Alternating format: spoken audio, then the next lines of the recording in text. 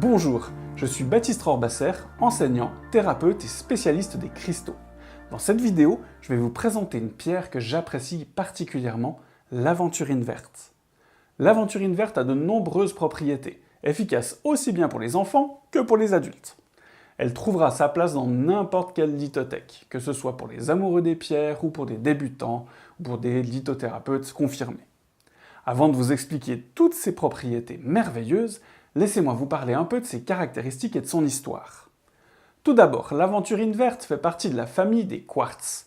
Sa composition chimique est SiO2, c'est-à-dire un dioxyde de silicium contenant des inclusions de fuchsite, ce qui lui donne un petit effet scintillant. Elle peut aussi bien être translucide qu'opaque. Voyez la différence entre ces deux photos d'aventurine. Son système cristallin est rhomboédrique et elle est de formation magmatique.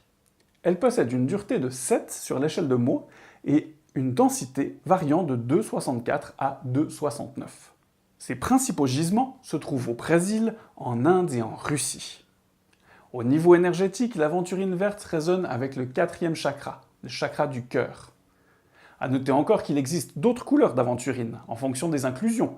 On trouvera tantôt de l'aventurine rouge, avec des inclusions de mica et d'hématite, de l'aventurine bleue, avec des inclusions de dumortierite ou de lazulite, et l'aventurine jaune contenant du rutile. Parlons maintenant un peu de son histoire. L'aventurine verte, ou parfois appelée quartz aventuriné par certains, tient son nom de l'italien per avventura, ce qui veut dire par aventure, vous comprenez ici par hasard. L'histoire raconte qu'aux environs de 1700, un verrier de l'île de Murano, tout près de Venise, versa accidentellement de la limaille de cuivre dans du verre en fusion. Cela produisit un effet qui donna naissance à toute une série de verres décoratifs irisés contenant des paillettes. Au passage, le procédé est encore utilisé de nos jours, en Chine, pour fabriquer des sortes de fausses pierres nommées rivières d'or, malheureusement souvent vendues comme pierre de soleil et pierre de nuit ou pierre d'étoile.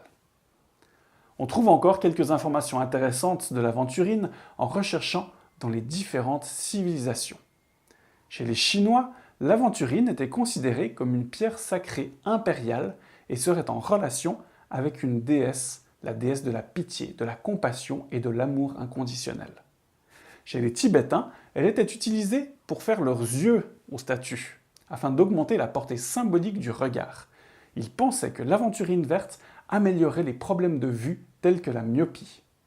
Enfin, les Celtes la considéraient comme la pierre de la connaissance spirituelle. Bien, maintenant que nous savons parfaitement à qui nous avons affaire, passons donc en revue ses propriétés spécifiques. Sur le plan physique d'abord, l'aventurine verte est la pierre pour traiter toutes les problématiques de peau et de cœur.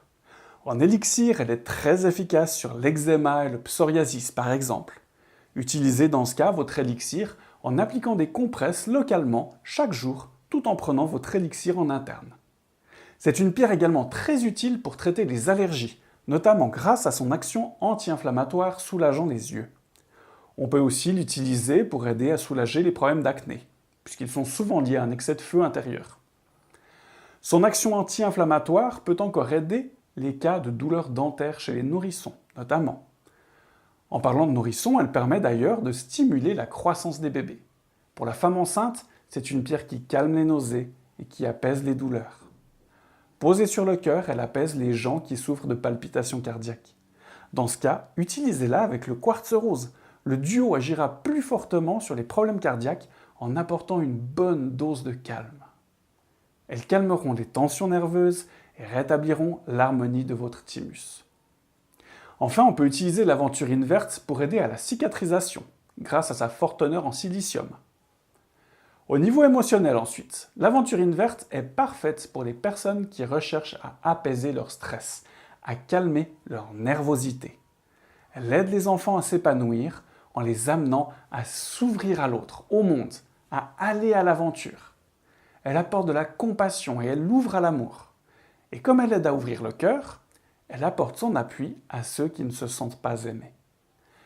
Elle augmente la capacité de tolérance envers les autres, idéale donc dans les situations de conflit, par exemple. Pour plus d'efficacité, on peut là encore la coupler avec un quartz rose pour apaiser les stress émotionnels, comme certains traumas, deuils, etc. On pourrait également utiliser la rhodonite et ou la rhodochrosite en pierre de ressource. Pour l'enfant, son association avec le quartz rose peut s'avérer utile pour traiter les bégaiements. Enfin, considérée par beaucoup comme une pierre de chance et d'optimisme, elle aide à développer de nouvelles idées et à les réaliser. Dans ce cas, le couple aventurine verte citrine est un excellent moyen d'attirer la chance et l'abondance. On peut l'associer aussi à un quartz fumé pour aider à repartir sur de nouvelles bases avec optimisme. L'aventurine verte est encore une pierre qui aide à développer notre leadership par son action stabilisante et elle nous encourage à vivre selon la vérité de notre cœur. Pour ce qui est de son utilisation, le moyen le plus classique est bien sûr de porter une aventurine verte sur vous. Que ce soit en bijoux, en bracelet, en collier, en pendentif, ou simplement dans votre poche ou votre soutien-gorge pour vous, mesdames. Attention toutefois quand vous l'enlevez le soir, bien sûr. Vous pouvez en faire aussi un élixir. Si vous ne savez pas faire un élixir, vous trouverez sur mon site le module Créer un élixir cristallin qui lui est complètement dédié. Donc l'élixir, vous pourrez le prendre sous la langue ou en compresse. Vous pourrez également utiliser votre élixir dans votre bain ou soigner vos plantes et vos animaux avec. Méditer avec une aventurine verte vous permettra de travailler surtout vos qualités d'être, leadership, vérité de votre cœur ou découvrir les raisons profondes de vos problèmes. Dormir avec une aventurine verte vous apportera sérénité dans votre sommeil.